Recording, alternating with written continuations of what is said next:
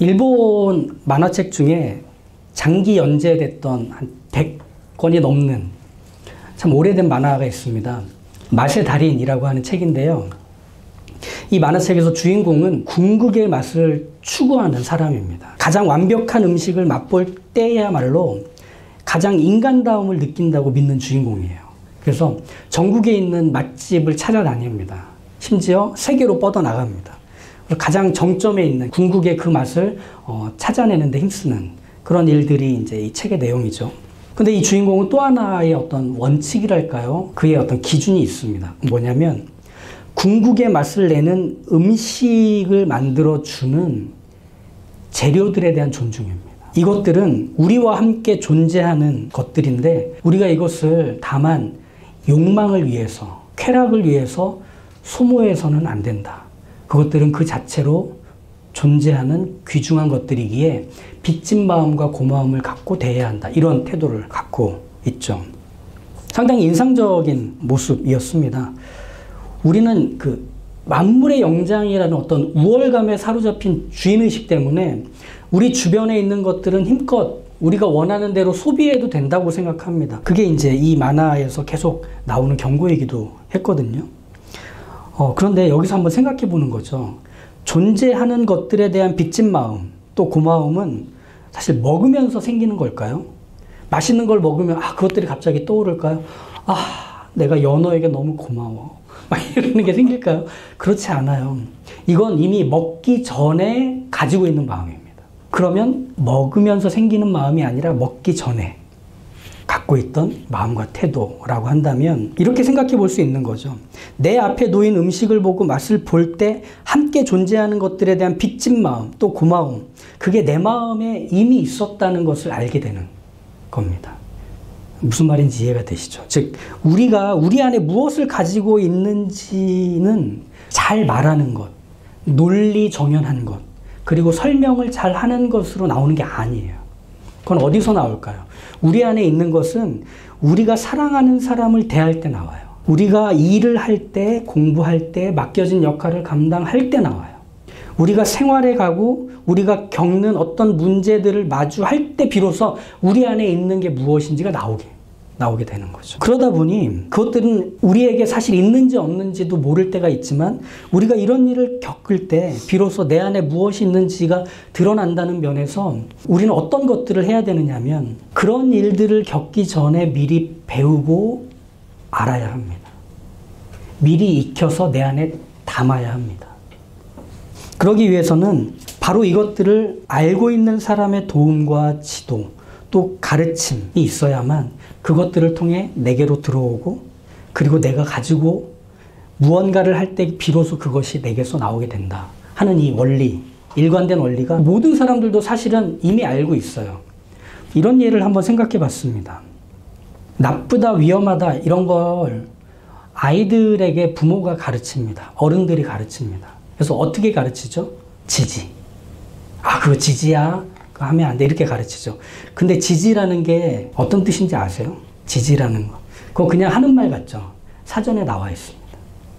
지지라고 하는 말의 사전적 의미는 몸과 말로 하는 나쁜 짓을 억제하여 죄를 짓지 않게 하는 것. 이렇게 나온 거예요. 우리 그냥 계속 써오던 말이잖아요. 어릴 때부터 어른들이 그 지지야 지지 막 이랬잖아요. 그래서 이게 무슨 의성어, 의태어 막 이런 건 줄 알았죠. 부모는 이미 겪은 거예요. 이미 좋은 것, 좋지 않은 것, 그리고 먹어도 되는 거, 먹지 말아야 하는 것, 이런 것들을 이미 경험으로 알고 있는 지식이죠. 근데 아이들은 그걸 몰라요. 그러니까 알려주는 거죠. 그걸 알게 되면 조심하게 되는 거죠. 이게 지지야 하는 겁니다. 사도 요한은 진리와 본질, 참된 것과 아름다운 것, 사랑과 선함, 또 의미와 가치, 우리가 구원받은 후에 갖게 될 거라고 생각하는 바로 그것들, 이것을 자녀 같은 성도들과 교회에 부모의 마음으로 알려주려 합니다. 그래서 24절을 보시죠. 너희는 처음부터 들은 것을 이라고 하죠. 이 처음부터 들은 것을이 바로 사도 요한이 교회와 성도들에게 알려준 그것들을 얘기합니다. 근데 여기서 참 재미있는 표현이 등장을 해요. 너희는 처음부터 들은 것을 너희 안에 거하게 하라. 처음부터 들은 것이 너희 안에 거하면 너희가 아들과 아버지의 안에 거하리라. 처음부터 들은 바로 그것들. 이 진리와 본질, 참된 것과 아름다움, 사랑과 선함, 의미와 가치 이런 것들은 눈에 보이지 않고 그게 우리 안에 담겨지는지 아닌지 모르는 것들이에요. 형이상학적인 것들이고 막연한 어떤 것이라고밖에 할 수 없는 바로 그것들을 사도 요한은 상당히 재미있는 표현을 사용해서 그것은 구체적으로 실제하는 거라고 얘기하려고 합니다. 그게 뭐냐면 거하라라는 표현. 그래서 사도 요한에게 실제인 바로 그 구체적인 것을 이제 너희에게 주었으니 너희도 그게 실제라고 여기면서 갖고 살아라 라고 하는 걸 담아서 표현한 게 거하라입니다. 그래서 이 거하라라는 표현은 구체적으로 존재하는 실제, 그것이 지금 나와 함께 있다. 나와 함께 살고 있고 나의 살아가는 모든 일상과 생존에서 늘 곁에서 호흡하며 나와 걸음을 맞추고 있다. 이 뜻으로 거하라라는 표현을 쓰는 겁니다.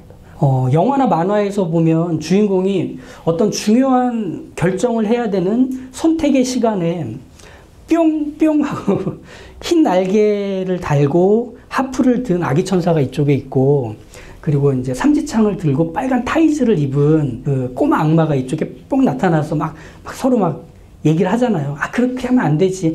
야, 네가 하고 싶은 대로 해. 막 이러면서 하잖아요. 근데 그때 주인공이 어떤 결심을 하죠. 그럼 얘네들이 어떻게 되죠? 펑 하고 사라지잖아요. 그죠? 이런 장면에서 보면 자기의 생각과 행동에 대해서 고민할 때 그게 양심적인 거든 도덕에 대한 것이든 상식과 경험, 진리에 대한 것이든 간에 그것들을 결정하는 데 있어서 최종적인 책임은 본인에게 있게 됩니다. 천사가, 악마가 각자의 의견을 막 말해줘도 그걸 결정하는 건 본인에게 있죠. 그럼 그 결정에 대한 책임이 오롯이 이 둘에게 가지 않고 자기 자신에게 돌아오기 때문에 사람은 늘 모든 선택과 결정의 자리에서 외롭습니다. 내가 져야 되는 책임이라서. 그런데 거하라라는 표현은 책임이 담겨있는 표현입니다. 함께 있다는 이 말 속에 담긴 아주 강력한 메시지는 바로 책임에 대한 거예요. 펑 하고 사라지는 일시적인 방문 정도가 아니라 진리와 본질, 의미와 가치, 사랑과 아름다움이라는 것을 끊임없이 나와 함께 하면서 그것들을 알려주시는, 그것들을 경험하게 하고 그것들이 무엇인지를 깨닫게 할 때까지 떠나지 않는 어떤 존재가 나와 함께하고 있다는 것을 말해주는 표현이기 때문입니다. 여기서의 책임은 뭐 이런 뜻은 아니에요. 처벌을 안 받게 해준다거나 내가 잘못한 것에 대해서 보석금을 지불해주고 나를 풀려나게 해주겠다는 의미가 아니라 끝까지 함께 하겠다는 의미가 바로 책임입니다. 네가 하고 있는 것들, 너의 부족, 이기심, 욕심에 취해서 선택하고 결정하는 것들까지도 내가 거기서 진리를 발견하게 할 거야.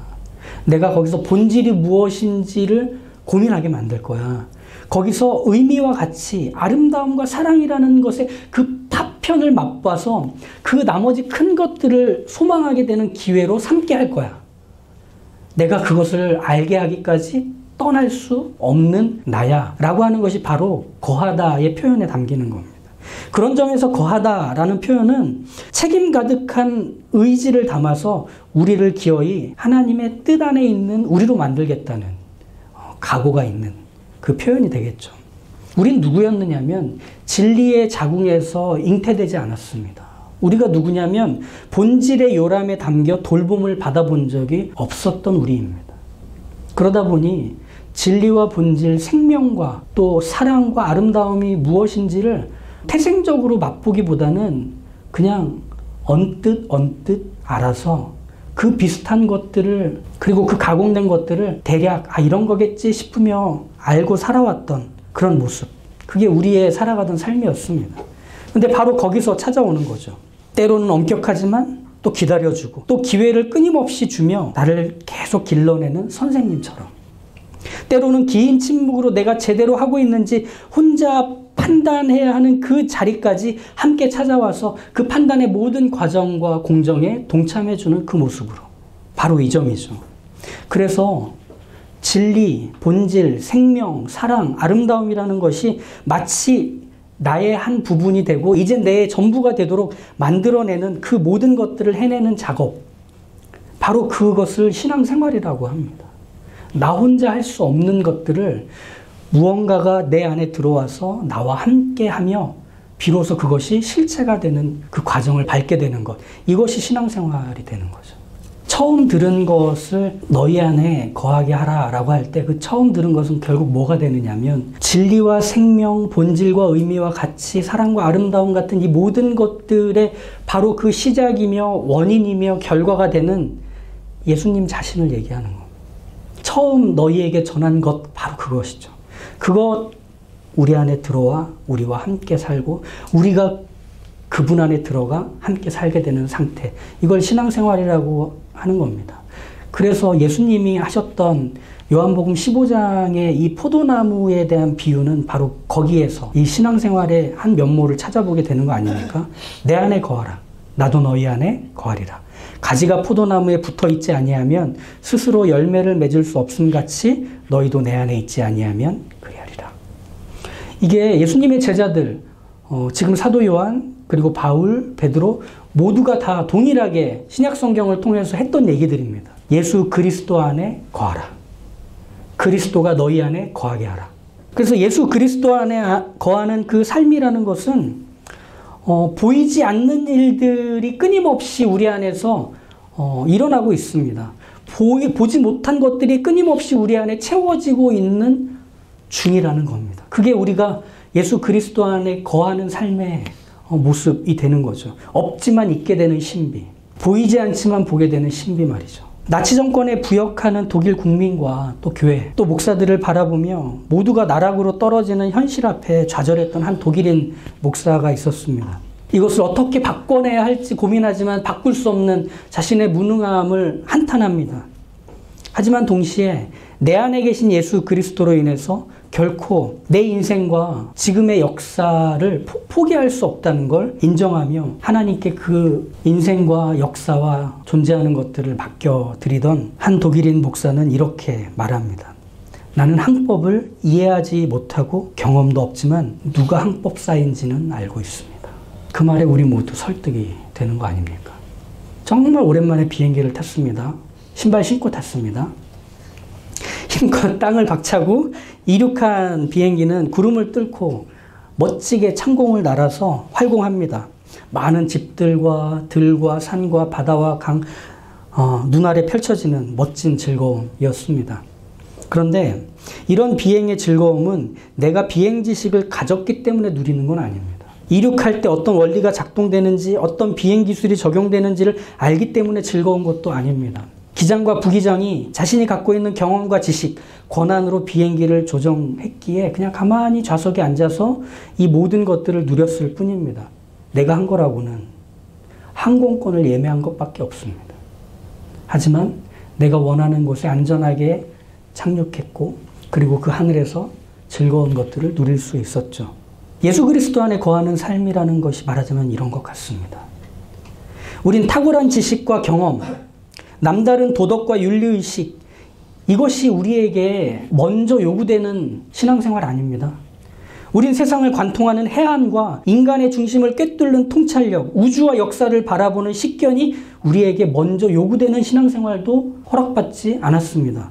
우린 모든 사람이 평등하고 안전하게 살아갈 수 있는 권리와 자격을 만들어줄 자유로움과 균형이라는 것을 하나님께 먼저 요구받지도 않습니다.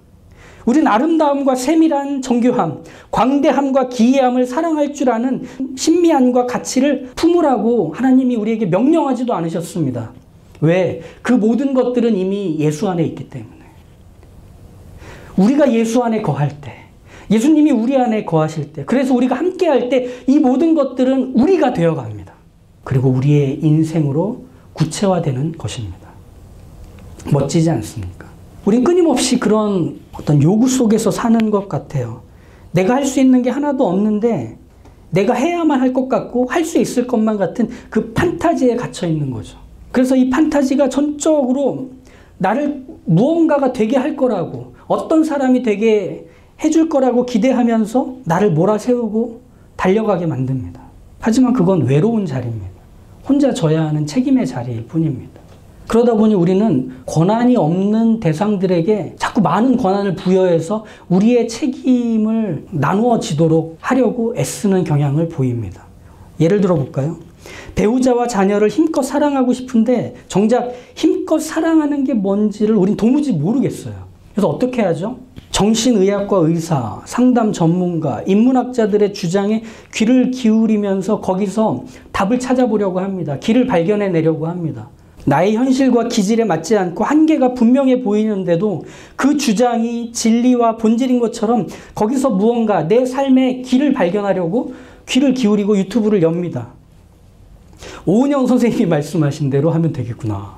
유명한 연예인이 경험했던 것들을 나도 따라해보면 가장 좋은 것들이 내 인생에서 펼쳐지겠구나, 이런 기대들을 품는 건 말이죠. 하지만 내 삶의 환경과 조건이 전문가의 지식과 경험과 논리의 이식을 거부한다는 거 아십니까? 그것들이 아무리 보편적이고 옳아 보여도 그것을 내게 적용하는 것은 다른 문제이기 때문에. 그럼 밖에 있는 겁니다. 밖에 있는 것이 내게 붙을 때는 이것이 나와 맞아야 됩니다. 그렇지 않으면 거부 반응이 일어나서 둘 다 위험해집니다.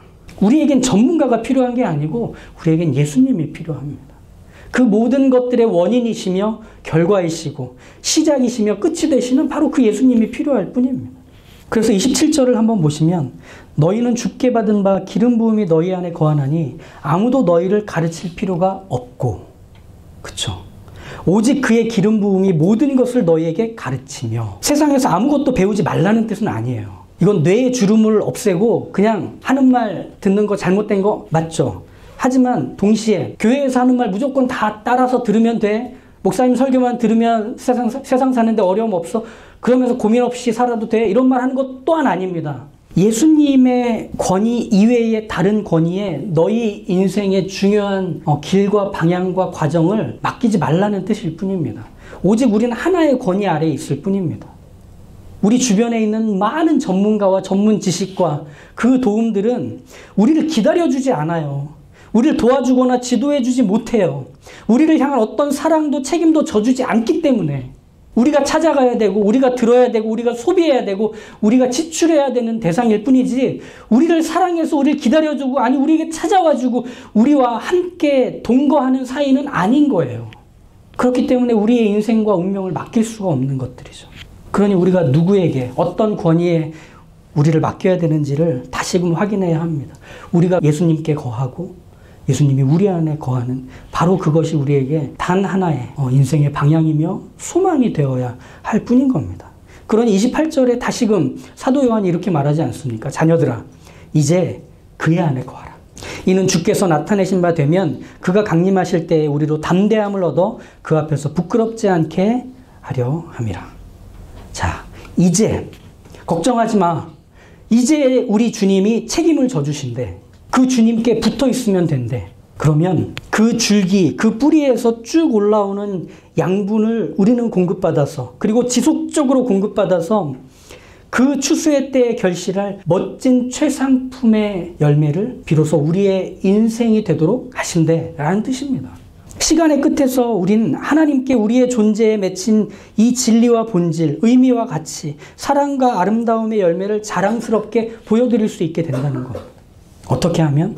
예수님 속에 우리가 거하고 예수님이 내 안에 거하시면 바로 우리가 그 열매가 된다는 거죠. 멋지지 않습니까? 그래서 29절은 이렇게 마무리를 하는 겁니다. 너희가 그가 의로우신 줄 알면 의를 행하는 자마다 그에게서 난 줄을 알미라. 우리 안에 무엇을 가지고 있는지, 우리가 사랑하는 사람을 대할 때, 우리가 일을 하고 공부할 때, 우리가 일상을 살아갈 때, 우리가 겪고 있는 문제를 마주할 때 우리는 비로소 우리 안에 있는 것들을 내놓을 수 있을 겁니다. 그때 무엇을 내놓을 수 있을까요?